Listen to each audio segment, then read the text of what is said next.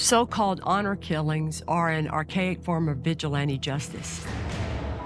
These killings often target women who have defied their husband or father's moral code or religious beliefs. They only used to occur in certain Middle Eastern nations. But today, honor killings happen in the United States, even in big cities like Houston, Texas. Oh my God, why did God do this to me? While the man behind the killings in this case wants you to think that he was driven by honor, what he's really driven by is power and control.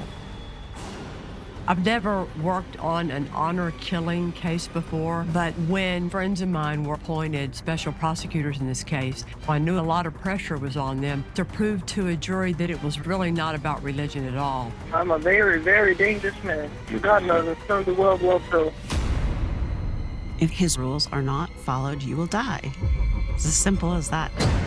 This isn't an attack on the Muslim religion. This is one man and one family's extremist views.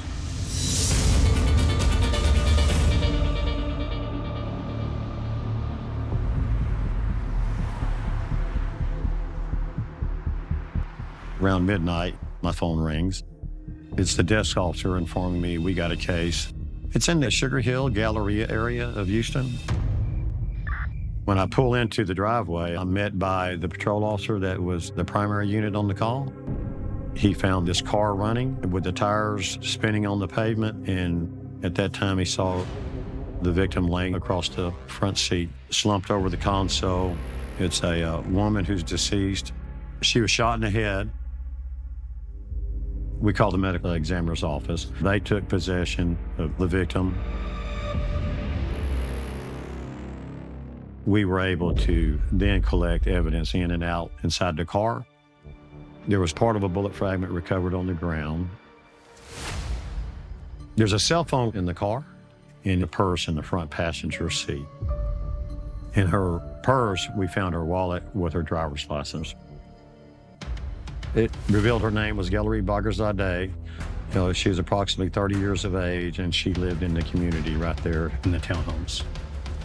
Being responsible for the witness interviews of this investigation, I knocked on several doors, and a man who lived the adjacent building over, he could see out of his bedroom window. He saw a silver or a light blue Camry or a Honda Accord fleeing from the scene. But the witness doesn't get the license plate. He also had no idea what the driver looked like. We go back and we're still going over the scene, and then we meet with Robin Bandar. We were told that he was on the phone with Gallery at the time of her murder, how he was talking to her as she was driving home, and then he heard something. The line was still open, but there's nothing there. He's calling her name, Gallery doesn't respond, and he heard like a thud, and he was concerned that she may have been involved in a car accident. He drives to the townhome community where Gallery and her parents live, and he sees the police cars. Robin appeared to be upset, concerned, didn't know what happened. We explained to him that she's been shot. Gallery was murdered. After we concluded our scene investigation and the vehicle was removed, we walked to Gallery's parents' house to make a death notification. It was very emotional.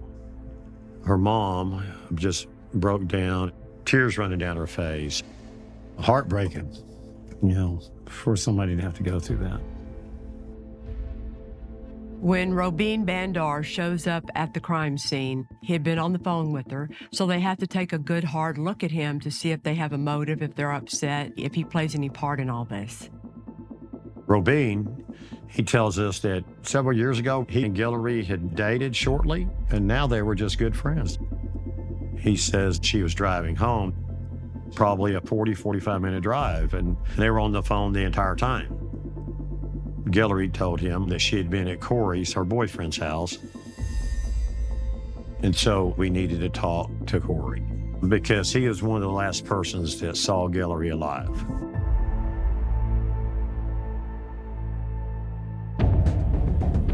The next day, Corey came to the homicide division. We learned that Guillory met Corey while she was at school. The night this murder occurred, Corey said he didn't know Guillory was coming over that evening, that there was a knock at the door. When he answered the door, Guillory said, "I just wanted to surprise you." So he said they just hung out for a couple hours, and then she drove home. We polygraphed Corey Beavers. We think he's telling us the truth. The initial impression by the police department is that these people are believable and that they're not involved in the murder of Guillory. But it's not a waste of time, because the more people you can talk to get a feel for what's going on in the victim's life, the better your investigation is going to proceed.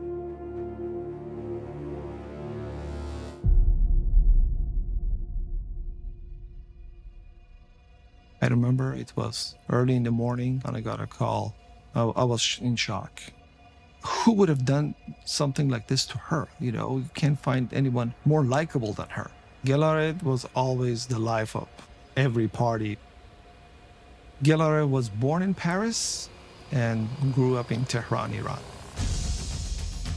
She was a force, passionate, lively, outspoken. Back in the day, there was a movement. This was right after an election in Iran, which was taken away, or at least that's how people felt. It was a one-party regime which told everybody what to do and how to live their lives.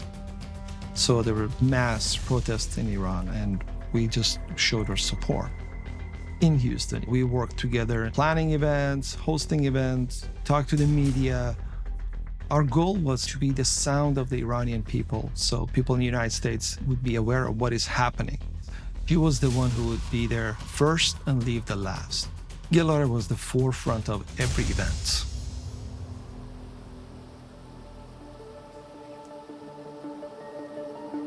I think every person that was there knew her because she was very involved. People from her church, her school. It was just such an emotional moment.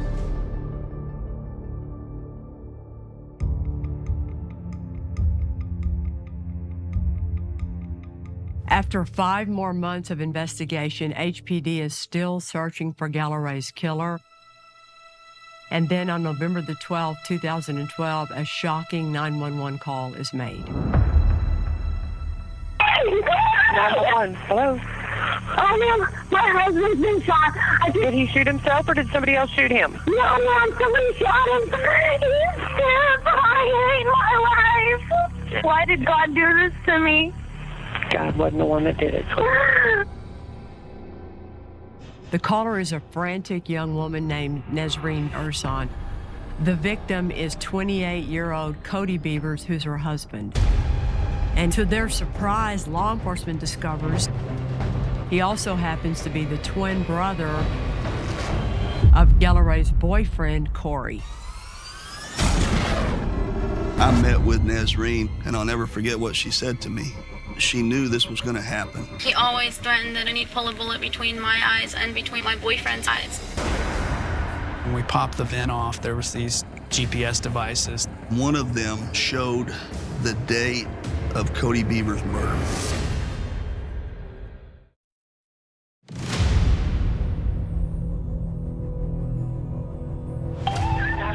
My husband's been shot. There's blood all over the place. I get a call about a body that's been found inside an apartment. When I arrived at Legacy Park Apartments, crime scene unit was there. They had the area taped off, and I was briefed by patrol of what they had so far. I'm told that there's a female, Nesreen Ursan, that came home from work and found her husband shot to death inside her apartment. His name was Cody Beavers. Did not see forced entry, and I go in. The victim was laying partially face down inside the living area. There looked like there had been a fight. Body looked like it had several strikes, indicating multiple shots. There was an AK-47 rifle that was leaning against the wall where the victim was found. One of his arms was actually reaching toward that weapon. I didn't really see anything that appeared to be missing. There's expensive items there, so it rules out robbery. It appeared to be a small caliber gun from multiple shots on the victim's body, but we didn't find any shell casings. Anytime a victim is found by his spouse, you're always gonna start with, the spouse. And I met with Nazreen in my vehicle, and I'll never forget what she said to me. She told me, "Sergeant Duce, I have a lot to tell you if you're willing to listen to me." And I said, "We're gonna go to our office," and that's where we went. And then we sat and talked. Nazreen told me that her and her husband, Cody, had met at school, and they had been married a short time before Cody was killed. She told me that they were afraid that this was gonna happen, and that she was quite sure that her father, Ali Ersan, murdered Cody Beavers. My dad always threatened that if he ever found out that I had a boyfriend, he'd pull a bullet between my eyes and between my boyfriend's eyes. Nazreen explained to me that her father was a very devout Muslim from Jordan. Ersan had 12 kids from 2 people. He was very controlling, wanted to control her and any of her siblings' movement, wouldn't let her date, wouldn't let her go out with other people. And she and her siblings, as well as his second wife, Shamu, had been beaten and abused regularly by Ali Ersan. But Ali let Nazreen go to school at MD Anderson, and she got Americanized. She met Galleray, and she also met Corey Beavers, who introduced her to Cody Beavers. And they fell in love. All right. I know it's hard. Galleray, you have to wait. At that time, Nazreen stopped being concerned about her father. She was seeking to live her life. She was seeking to not be held captive in the ways that Ali Ersan was trying to force her to live against her will. Ali Ersan found out about Nazreen seeing Cody Beavers, and he showed up at her school. He caught her, and then she was taken home and then not allowed to leave. He kept her hostage. He was beating me almost every single day. Your dad? Yes. But Ersan would make trips out of the country. He left and went to Jordan. While he did, Nazreen ended up climbing out of a bathroom window. She ran away to live with Cody Beavers. Ali Ersan returned from Jordan, and now he's looking for her. Cody and Nazreen secretly got married and found an apartment at Legacy Park Apartments in Houston. But Nazreen knew that her father was stalking them. He knows where I work, but he also knew where I lived. They described seeing Ali Ersan's silver van at Legacy Park Apartments, and that it would slow down and be outside watching. And so they would take precautions to park away from their apartment. They bought an AK-47 rifle because they were afraid of her father. Her and her husband, Cody, had a daily routine. She would get up and leave the house by 6 a.m. He walks me to my car, and then I drive him close so that he can go up the stairs, and he's supposed to call me and tell me he's safe inside. But today he didn't call me. And I kept calling him and kept calling him. How many times do you think you tried to call? About 25 times.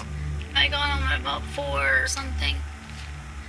And I went in, and I was like, Cody, and I looked around, and he was in the corner on the ground, and there was blood everywhere. And then Nazreen explained to me that she believed her father was also responsible for Galleray's murder.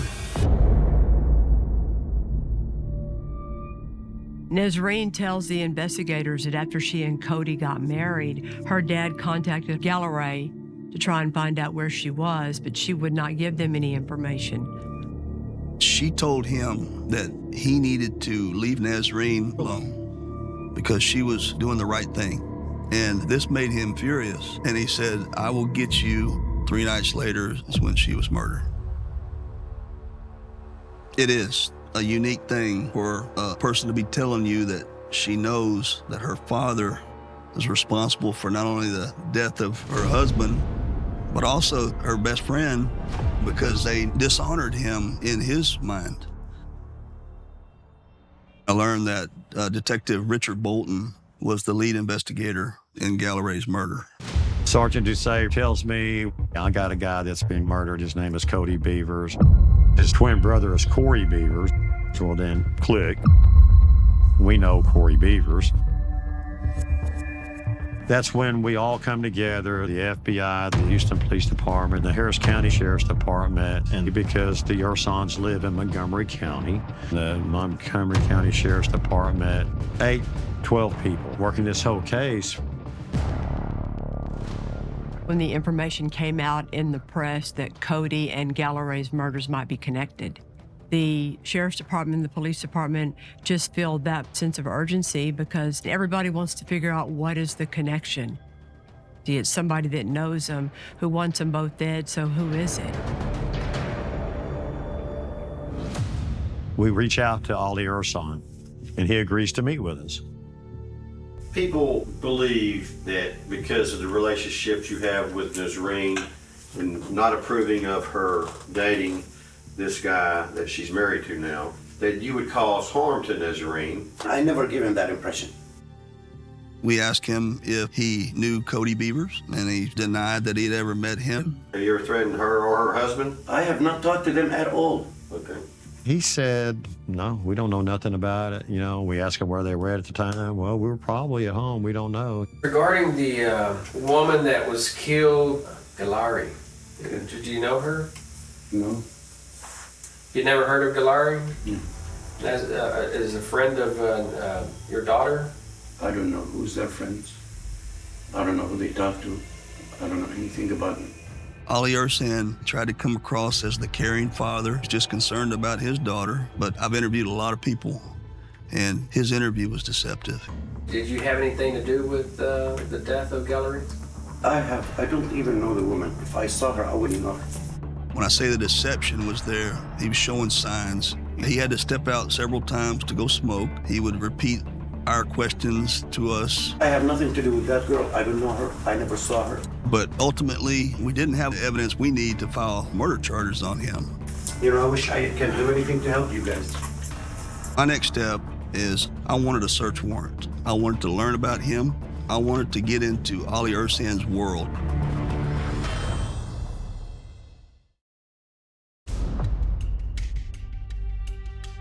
We talked to Nazreen again, and she went through everything about her father. Tell me what your dad's name is again. He has multiple names, but the one he goes by is Ali Ursan. They learned that Ali immigrated to the United States in 1979, and he married an American girl who was only 17 years old, getting her GED at the time, named Robin Dahl. Robin Dahl later gave birth to 4 daughters named Nasima, Nadia, Nazreen, and Nada. In 1994, Ursan traveled to Jordan to find a new wife, and he returned with a teenage girl named Shamu. He told my mother that he's just marrying that girl because he wants her to be a maid because my mom is blind. And in Islam, it's legal for him to marry more than one woman at a time. Soon after Ursan returned with his new wife, his other wife, Robin, left him. She left behind the 4 children she had had with Ali Ursan with him. And he continued on to start a second family with Shamu, and they had 8 more children. And they all lived together on a compound outside of Houston in Conroe, Texas. What business is your dad in? He claims to be disabled. He has a lot of money. From? Many different criminal activities that he does. Fraudulent claims. Nazreen told us this unbelievable story of how her father was this serial fraudster who had defrauded airlines, doing fraudulent lost baggage claims, public assistance agencies, food stamps, Social Security, identity theft. It just went on and on and on. Ali Ursan and his wife, Shamu, they played the system, is what Nazreen described. So we executed the search warrant for Ali's property. We wanted to get to where we could file charges on Ali Ursan and his wife, Shamu, for fraud, and get them in custody, get them separated to to where we could talk with them and possibly even work them against each other. We recover almost 200 credit cards, somewhere in Ali's name, and the rest of them in other family members' names. We were able to get enough information on the fraud case to where we could file charges.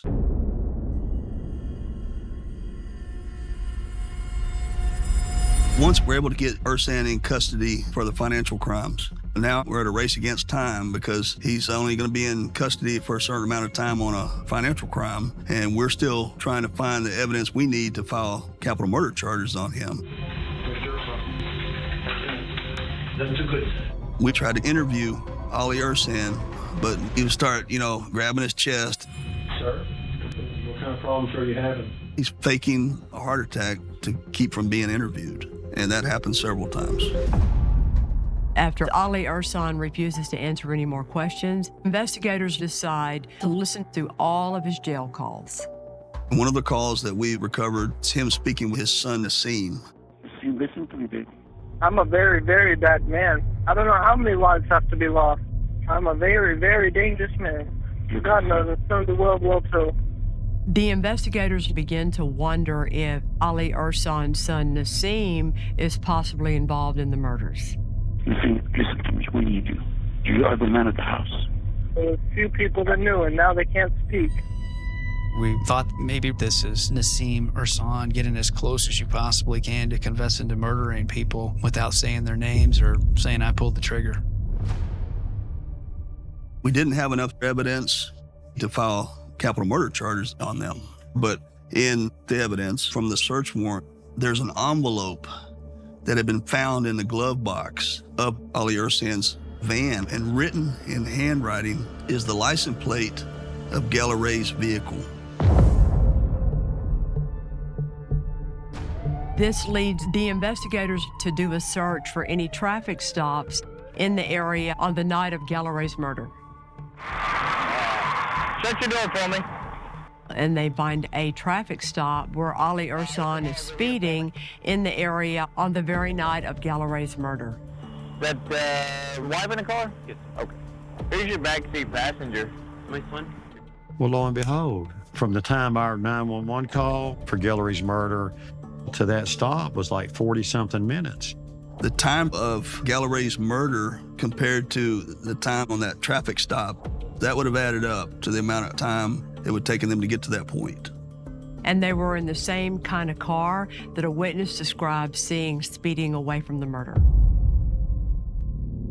At that time, we had surveillance on the Ersan family, on their movement. We learned about their vehicles, learned everything that we could about them. With FBI's resources, we have some aerial surveillance of Ali's sons hiding something that appears to be a secret compartment on top of the roof. There was a vent on Ali's house. It's like the eve of your house. Based off this surveillance, got another search warrant, went back to Ali's house, and we're up on top of the roof looking for this hidden compartment. But you could tell that the vent had been tampered with. When we popped the vent off, there was these GPS devices that had been placed up inside that eave of the house. The ones that you used to sit on your dashboard when you drive around. Those GPS units were submitted to the FBI forensic laboratory where they were processed. One of them showed the date of Cody Beaver's murder. The location that it went to was Legacy Park Apartments. The Legacy Park Apartment is where Cody and Nazreem were living when he was murdered. Now, Ali Ersan can be directly linked to the capital murders of both Gallaray and Cody. So, friends of mine were appointed special prosecutors of the case. Ali Ersan was charged with capital murder of Gallaray Bagherzadeh and Cody Beavers, and his son Nassim and Shamu, Ali Ersan's second wife, who were charged with the murder of Gallaray Bagherzadeh. As we were getting closer to trial, we were missing a first account, some eyewitness that could say, I saw Ali Ersan with a gun. Shamu, we felt, had all that evidence. Shamu had time away from Ali Ersan, that she'd been sitting in jail for quite a long period of time.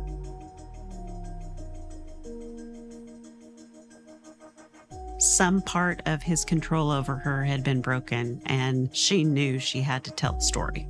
So we approached her attorney and asked if she wanted to cooperate. They said yes. And at that point, Shmoo was forthcoming.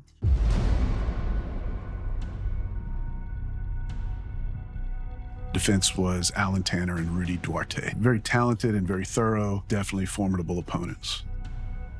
We felt the defense would definitely play on the cultural religious tenet, and the fact the case was very circumstantial. Pretty sure the fallback defense is picking apart the prosecutor's case piece by piece, witness by witness, and arguing reasonable doubt. I want the jury to understand that Ali Ersan was responsible because we all believe Ali Ersan's a dangerous guy. We thought that if he were to get out, he would probably retaliate against every person involved.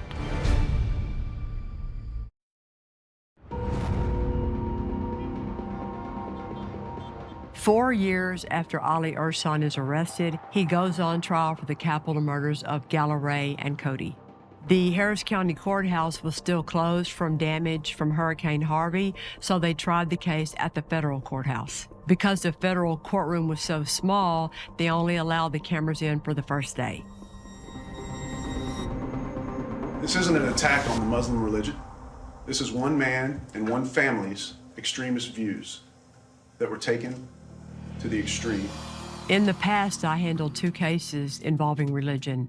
Defendants named Bhagashwarna and Sharma, and also Pastor James Eugene Tucker. In those cases, you try to walk the line of not belittling or demeaning anybody's religion while making the point that what this is really about is one man's control or power. He wanted to kill all of those involved in bringing shame and dishonor in his mind to his family. We wanted the jury to understand the evidence was pretty overwhelming, like the GPS devices that Ali and Shmoo had on their car really laid out an unbelievable number of trips to these locations that the only explanation for them being there is to stalk and kill these people. She's going to tell you she was kidnapped. She's going to tell you she was handcuffed and beaten by her mother, Shmoo. She's going to tell you all sorts of things, and I don't believe them. And it's up to you to decide if you believe her. There is a lot of testimonial evidence. And so the defense strategy was to discredit those folks and to point the finger in other directions if they could. Listen to what they have to say and weigh it out and see if you think they are telling the truth or if they are lying. One of the most powerful and important witnesses in this case is Nazreen. Nazreen's testimony is very important to explaining the mentality of her father and growing up with that man. You can see the fear in her as she's walking in the courtroom to take the stand. She said that Ali definitely ruled with an iron fist when someone disobeyed or did something he didn't approve of. The beatings were severe. And she said that where the Ersan family lived, it was a compound where he controlled who came in, who left, and what happened while they were there. It's the defense lawyer's turn to cross-examine Nazreen. Their goal is to try and poke holes in her story, to poke holes in her credibility, while making her father seem a little more sympathetic. Alan Tanner is cross-examining Nazreen. He's doing a great job of bringing out, hey, he wasn't all bad.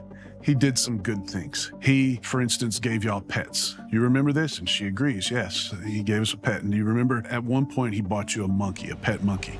Yes, I remember that.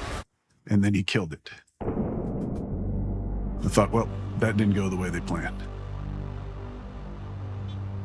There's only one person who can give an inside account of both of the murders of Galleray and Cody.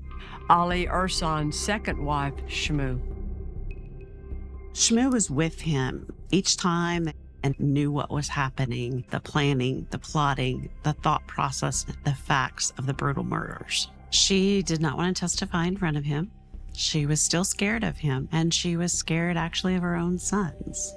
I had asked her to please look at me and not look at him to try and alleviate some of the fear. She laid out when Ali decided it was the night that Galleray was going to die. They saw Galleray leave the Beaver's address, and they followed her. When she went back there to turn around, they blocked her in. The same's the one that went up there and shot her. Shmoo laid out the morning of Cody's death. She said they knew at that time from making various runs that Cody didn't lock the apartment when he walked Nasreen down to her car. And so she detailed they were waiting for them to leave the apartment, going upstairs and laying in wait for Cody to come back. Just her matter-of-fact demeanor and laying it all out, it was shocking. The defense's position was she was just lying and she was trying to get revenge. She got a deal, and so she was just going to say or do whatever to benefit herself. The problem with the defense's line of attack was it wasn't just Shmoo's word that we had. We have the GPS. So there was objective evidence to back up what she was saying. The state rested their case, and then the defense called Ali Ersan to the stand. You gotta believe that his lawyers advised him not to do that, but they probably knew no one's ever been able to tell Ali Ersan what to do. He presents himself as an adoring father that wanted his children to make good decisions that would go along with the Muslim faith, and that he was not happy about what Nasreen had done, but he certainly would never have harmed her. He's trying to say that Nasreen, she's the reason he's here. She is making a lot of this up, and that she's the dangerous one. We're fearful that the jury's going to think Ali Ersan is an affable older gentleman, patriarch of his family, loves his children. That is what he wants to portray to the jury. But I know Ali Ersan is about power and control. Most of the times when you're cross-examining a witness, you're asking questions such as their yes or no. You're not really allowing them to expand on their answers. I knew Ali was never going to do that, but I knew how important it was to maintain my composure and just continually ask my questions until I got an answer, not what he wanted to tell the jury, but an answer to my question. It was justice that a woman got to cross-examine Ali Ersan. Ali does not think much of women.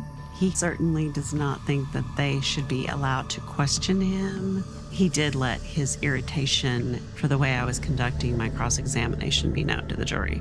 He is staring daggers at Marie Prim, and he's got 2 pencils in his hand. He looked at me and angrily busted the pencils, and it scared the jury for my safety. I thought, who better to convince the jury of what kind of person you are than yourself? And you just did it.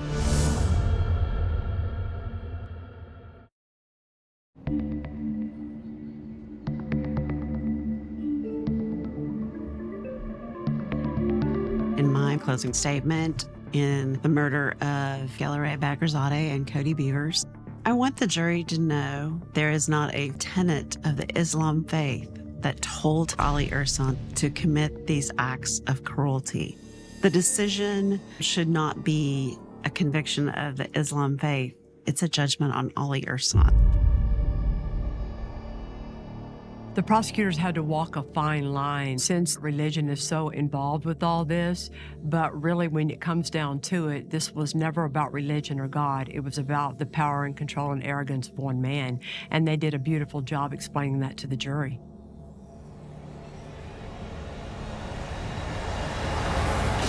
I don't think the jury was out an hour, and they found him guilty. It was a long time coming, a testament to all of the hard work put in by the prosecutors and all the investigators that worked on this case. I think it brought more relief to the community. They just wanted justice. Mr. Ersan, we believed, was the most culpable of the crimes, therefore deserved the most punishment. In the punishment phase of the trial, the jury has to consider 2 factors. The first is Ali Ersan going to be a future threat to society? The second consideration is, are there any mitigating factors in this man's entire life that because of that, life is more deserving than the death penalty? We brought Ali's first wife, Robin, who was Nesreen's mother, to testify. The state is allowed to bring in any witness from any point in Ali Ersan's life to further describe what kind of a man he is. Robin testified about how they had met. I was 17, and then the people I was staying with kicked me out of their house. I just first met him, and he raped me. I was kind of ashamed. And then after that, he says, "Now I have to marry you." He essentially rapes her and turns it into a forced relationship. She had 4 children with him.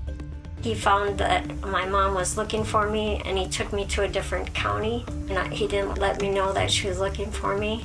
And he threatened me with a knife. Robin testified that he had abused her, threatened her with weapons, tried to kill her. He scared me a lot. I tried to get away many times. Next, in the punishment phase, we called Nesreen back on the stand. Nesreen says Cody Beavers is not the first son-in-law Ali Ersan killed. He killed his first son-in-law back in 1999. Nesreen says she had an older sister named Nasima, and Nasima was living at home and had met a friend of Ali's, and she kind of liked him. He had approached Ali and asked for her hand in marriage, and Ersan said no. Ersan was a Sunni Muslim, and this friend was a Shiite Muslim, and there's no way he was going to let him marry his daughter. Ali Ersan went to Jordan. They eloped to Dallas. They got married. So when Ersan returned home, he called him and he says, "Come over, let's talk about it." Nesreen was 14 at the time. She was in the house. He made all the family get in the back room. So Nesreen could hear what was going on, but she couldn't see. And she said she heard a loud shot from a shotgun, and then she heard 2 smaller shots, like from a smaller caliber weapon. Ali Ersan called Montgomery County Sheriff's Office and said, "He pulled a gun on me, I had to defend myself." The police at the time didn't do much investigation into it. There was a gun there that fit the story that Ali had given them. Ali Ersan knows what he's doing when he's talking to law enforcement. The Montgomery County Sheriff's Office took Ali Ersan at his word, self-defense. It was never presented to a grand jury, and Ali got cleared in that. For the trial, we put together the crime scene evidence from that case that wasn't looked at back in 1999. The way it's described to the police, the victim's angry and Ali just shoots him and he falls where he is. But crime scene photos demonstrate that the victim had been in a different position for a long period of time. You could see the blood going down and then turning. The scene had been adjusted. This was important in terms of, again, played into the theme of you're going against my wishes, you're dishonoring me, you're dishonoring the family, you're dishonoring the religion. And Ali Ersan's not going to let that slide.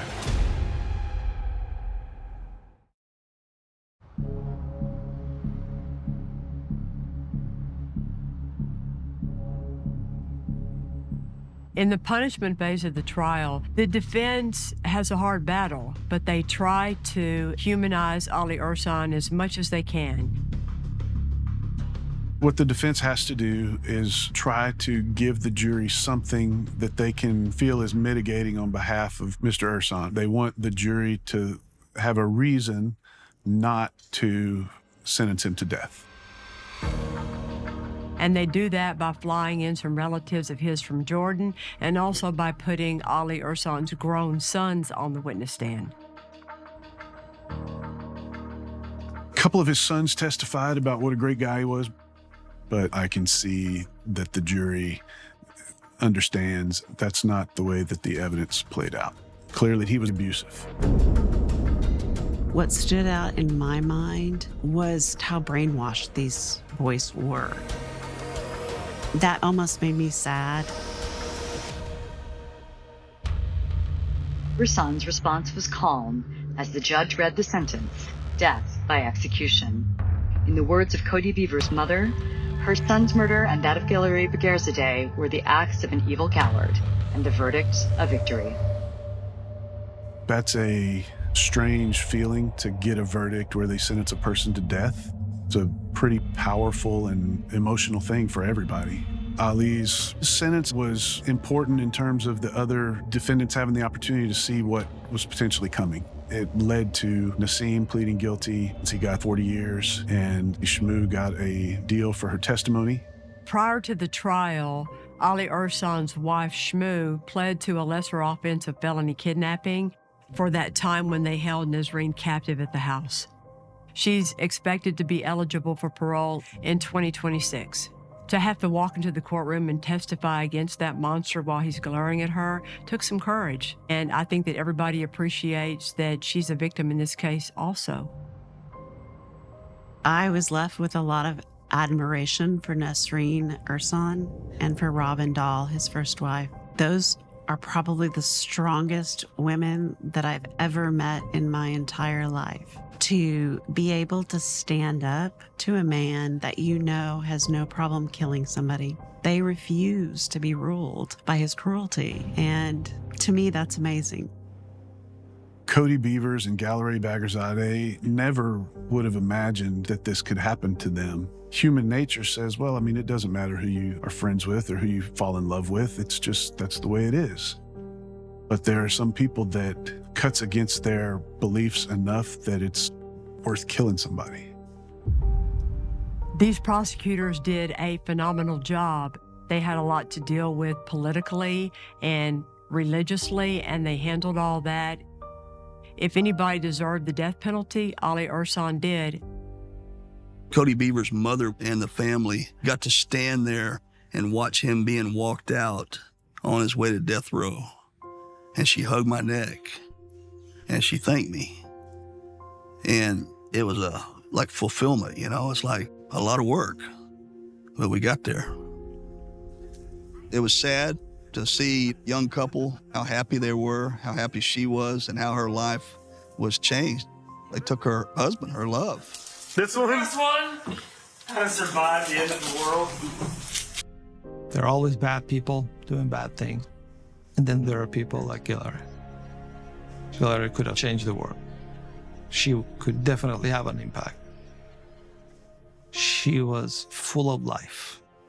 I think Hillary was very brave. She always did what she thought was the right thing to do.